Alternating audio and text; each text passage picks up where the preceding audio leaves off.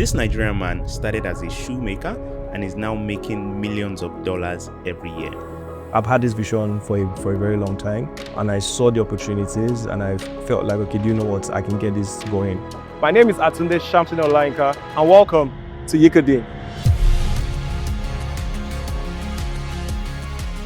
My name is Nii, and on this brand new series, I will be speaking with people who are changing and influencing the game here in Africa. You know, building Nigeria is very difficult. It's not easy. It's not for the faint-hearted. Here at YIKODEEN, we do not only try to meet the standard, we also try to surpass the standard. I've tried using other boots part-time, and I don't get as much grip and confidence as I do when I use the YIKODEEN boot. In a country where many young people dream of living in search of better opportunities, one entrepreneur chose a different path. This is Yinka, and after studying in Nigeria, while many of his friends were looking for opportunities abroad, Yinka made the unusual decision. He left Italy and returned back to Nigeria with a vision to build a manufacturing business from the ground up. Nigeria is home to some of the most hardworking people on the planet. In fact, in 2023, Nigerians were ranked amongst the hardest working people in the world, making Nigeria one of the most hardworking countries in Africa. Yet, when you look at the bigger picture, Nigeria remains one of the most challenging places to run a business. Even Aliko Dangote, Africa's richest man, said Nigeria is one of the hardest places to do business. Today, we are at YIKODEEN to understand what makes this business thrive, the challenges they are facing, and how they've managed to succeed against all odds. Yinka says he's been a hustler since his school days. So how did he go from making a single pair of shoes to building a manufacturing company worth millions of dollars? And that is why we are here to find out and tell this story. Okay. Oh. Hi, Mr. Yinka. Nice to meet you. Same here, brother. Yeah, same here. Nice fun to meet you, and thank you so much for agreeing to. You're welcome. Show us your amazing factory. I didn't even know it was this big, to be honest. You're welcome. Yeah. But yeah, I think it'd be nice to.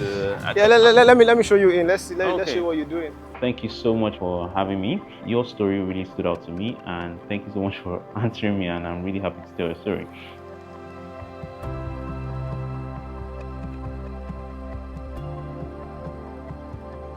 Our brand is called YIKODEEN. We manufacture PPEs, which is personal protective equipment for oil and gas sector, manufacturing sector, and for the Nigerian Army. The journey to the brand started about 11 years ago. It started from me being done with school, and I had a full year of basically not doing anything, and I didn't want to waste that time because that was when I was supposed to do my Nigerian youth service. From there, that's where the journey started. I went to Italy for about a couple of months, close to a year. That was it because, you know, if I take it back a bit, I didn't want to have, you know, those blanks in my life. I'm someone that always likes to keep myself very busy.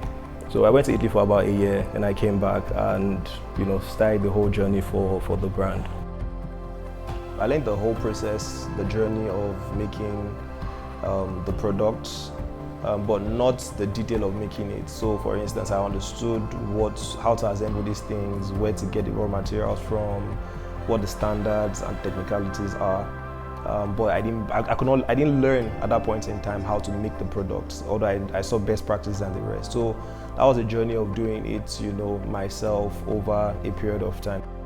At some point, I worked in a footwear factory because I was trying to learn more on how things are being made locally. It's a different process making shoes in Italy, in China, and in Nigeria. You know, you have to understand the local part of how things are built. So once that started, then it evolved into making security products, then it evolved into making personal protective equipment. So it started from shoes, then we evolved into other products. YIKODEEN started with a simple idea: create durable, stylish footwear that Nigerians will be proud of. But like Yinka has said, turning that idea into reality was far from easy. When YIKODEEN started, we started making these things by hand. You know, it was 2-3 people making these shoes by hand, from cutting by hand to do every other process by hand. So it started from making fashion shoes, you know, to family and friends. Then we evolved over time. Despite the challenges, Yinka remained committed to producing locally. His goal was simple: combine quality, comfort, and affordability while providing the world-class products which could be made in Nigeria. We had the principle of reinvesting back into the business. So the reinvestment was not just about just putting the money into development. It was about putting the money into buying machineries to expand the capacity of the business almost immediately. So the growth was very exponential. What started as a footwear company has grown into something much bigger. Today, Yinka owns two brands: YIKODEEN, which is focused on safety and industrial footwear, and YIKO+, which is focused on activewear and lifestyle products. And YIKODEEN no longer just makes shoes. The company has expanded into large-scale manufacturing, producing products from scratch here in Nigeria. So yeah, I think we can definitely tour your factory. Yes, so no, but before you come in, we do some safety, because it's a factory and you have to consider safety and everything. So I'll give you something to wear. Oh, okay. And oh, nice. You can. So I think you can have just no, it's okay. Okay. The reflective, like just wear the this? reflective, yes. Okay, so this is so that people know that I'm a learner. Or what? Why can't I have one like that? You're a visitor, so you have to show that you're a visitor on site. Oh wow. We gave you the to match color. This is like 40. I think I can use this. It looks like my size. Oh, okay, should be your size. What size? 42? 41 thereabout. But I think this should be fine. This should be fine. Although when I'm going, I'll definitely get my size.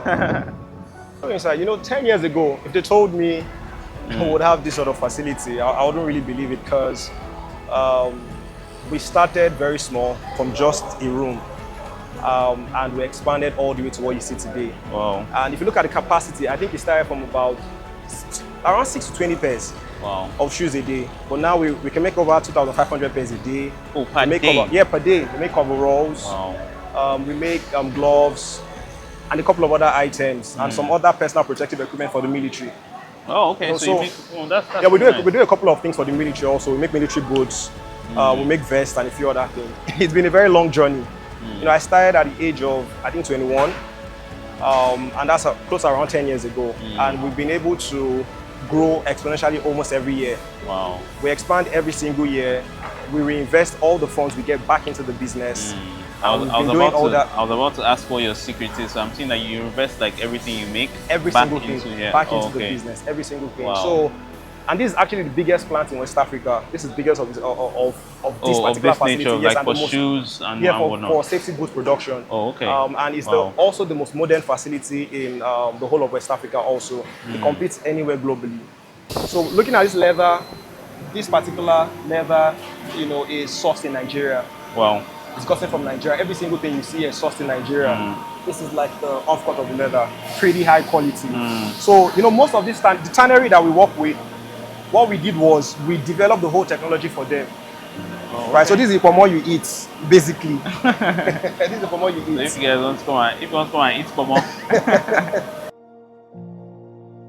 Today, I'm also having a rare privilege of traveling with the YIKODEEN team to Port Harcourt to visit one of their major clients. This gave me a first-hand look of how these products perform in real working environments and allowed me to hear directly from the people who wear and rely on them every single day.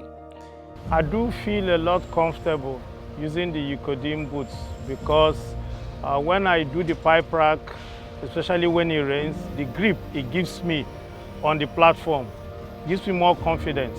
Yeah, I've tried using other boots per time and I don't get as much grip and confidence as I do when I use the YIKODEEN boot. What stands out for me about YIKODEEN safety shoe is the comfort. I'm very comfortable with it. It's light on my feet. With my size and weight, I feel comfortable moving around with it. As a safety officer, climbing up and down, the boot makes it very, very easy and comfortable for me.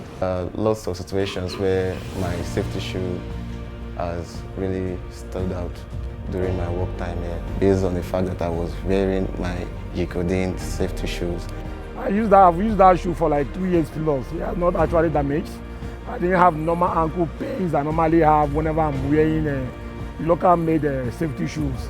I'm impressed with the local content. Quite safe Durability, it's nice. I would say like a 79% durability, because sometimes our tools, like sometimes the spanner falls down most times, and yes, it's very protective.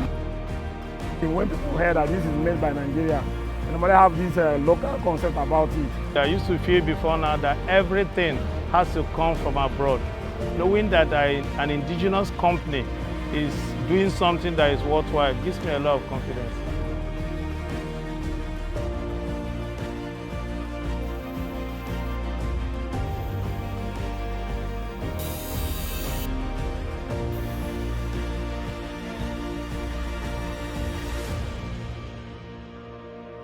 My visit here showed me that the YIKODEEN story is more than just footwear. It represents a larger movement happening across Nigeria and Africa, the push to create value locally instead of relying on imports. Selling something you build in Nigeria is a very difficult thing to do, right? Because you have to first try and make the products as good as you can with the limited resources available. Then you have to find a way to tell them, buy this product, and for them to trust what you've made.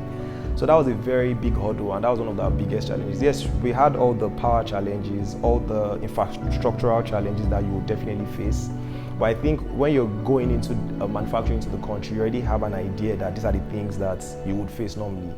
So it was nothing new to us. We knew we were going to face power, we knew we were going to face a whole lot of challenges. But for you to sell the Nigerian story, for you to buy a product, especially when we started evolving into making shoes for professionals, like making safety shoes, and also making military paramilitary footwear, that became a very difficult challenge. Our first product in the NLNG Train 7 was tested in 2019, so it took us 4 to 5 years to get an approval. So it's not easy. So it's not like we just stood up one day and made a footwear that they are using in the whole oil and gas. It was tested. The first year they gave feedback, we improved. Second year they gave feedback, we improved. Third year they gave feedback, we improved. And now they're doing thousands and thousands of pairs. So we didn't just wake up one morning and say, take the shoes and wear.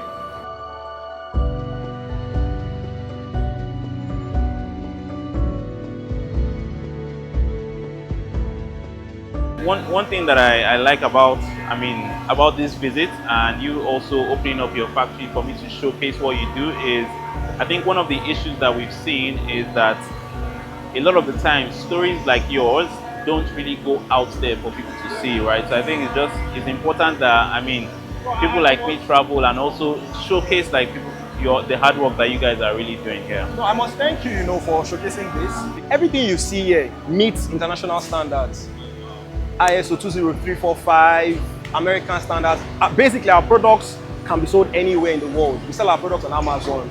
This facility can produce Nike shoes, basically. Can produce Adidas shoes. Can basically produce any types of footwear in the world. So the facility is not just equipped for safety shoes. It's equipped for safety shoes, for sports shoes, for military footwear, right? For kids' shoes. That's what this facility is equipped for. It's possible. The government just needs to support. That's all. Yeah. We could do more. We are not utilizing up to 50% of our capacity here. Right? Yes, we work, but we can work 3 shifts. That's what the factory is for. We have to sweat the equipment, we have to sweat the machines. Where are we currently? This is our testing lab. Testing lab. Yes. So this is where we test all the products.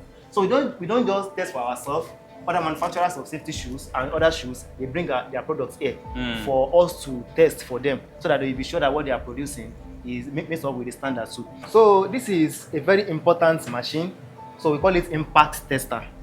So what it tests is the resistance of the toe cap, like how the toe cap can protect your toes from a falling object. Now we're testing whether the shoes that I'm wearing currently are going to protect me from if a heavy object should fall on my shoes. Exactly. So yeah. So this is what we want to do now. Okay. Whoa. Oh, that was very, very heavy. Exactly. So you see, your legs are still there. Wow. Nothing has happened. So it's very, very, very intact.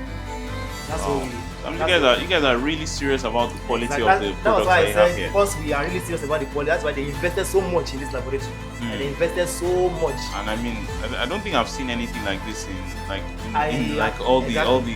companies in Africa, I've visited. In Africa, this is the only place that I know that they have this kind of laboratory.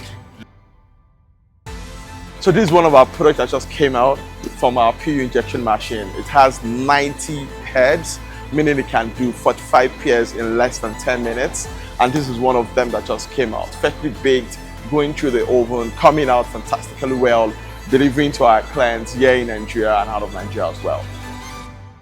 So with what we do, we are very passionate about what we do. I'll take you to the other. Okay, so you guys have like different parts.